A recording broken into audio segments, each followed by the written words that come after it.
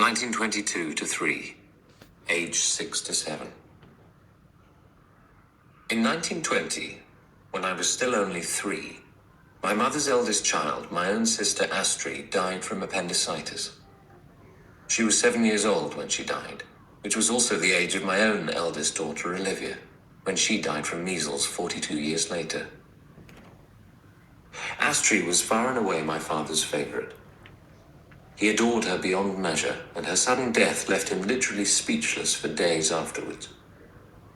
He was so overwhelmed with grief that when he himself went down with pneumonia a month or so afterwards, he did not much care whether he lived or died. If they had had penicillin in those days, neither appendicitis nor pneumonia would have been so much of a threat. But with no penicillin or any other magical antibiotic cures, pneumonia in particular was a very dangerous illness indeed. The pneumonia patient, on about the 4th or 5th day, would invariably reach what was known as the crisis. The temperature soared and the pulse became rapid. The patient had to fight to survive. My father refused to fight. He was thinking, I'm quite sure, of his beloved daughter, and he was wanting to join her in heaven. So he died. He was 57 years old. My mother had now lost a daughter and a husband all in the space of a few weeks.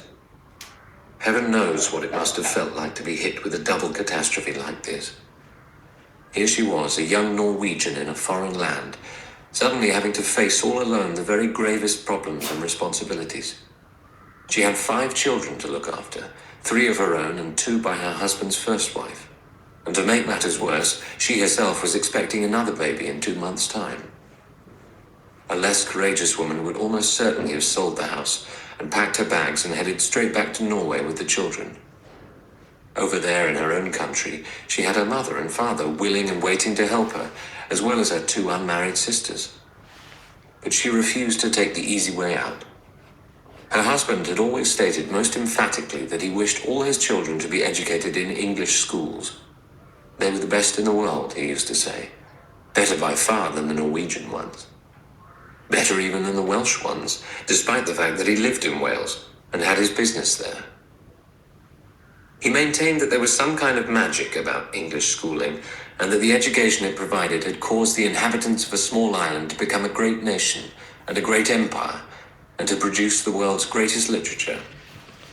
No child of mine, he kept saying, is going to school anywhere else but in England. My mother was determined to carry out the wishes of her dead husband. To accomplish this, she would have to move house from Wales to England, but she wasn't ready for that yet. She must stay here in Wales for a while longer, where she knew people who could help and advise her, especially her husband's great friend and partner, Mr. Artneson.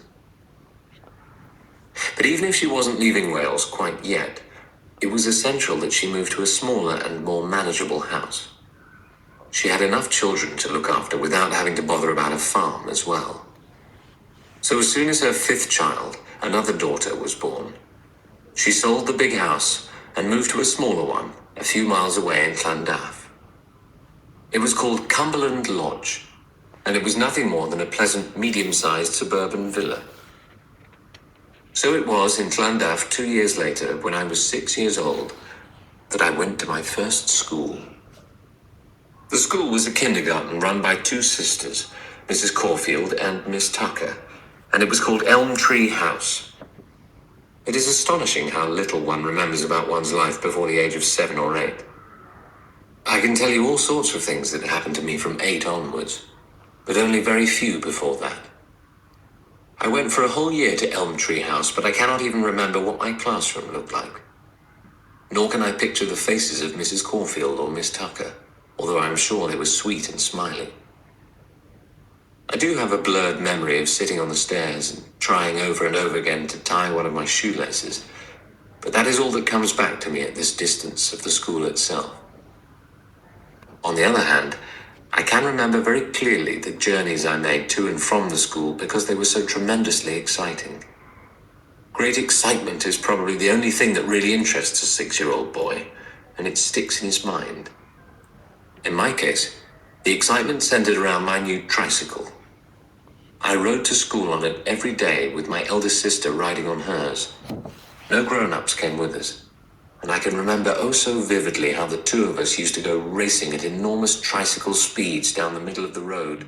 And then, most glorious of all, when we came to a corner, we would lean to one side and take it on two wheels.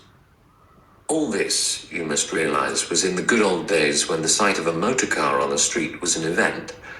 And it was quite safe for tiny children to go tricycling and whooping their way to school in the center of the highway.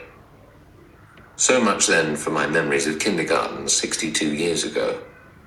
It's not much, but it's all there is left.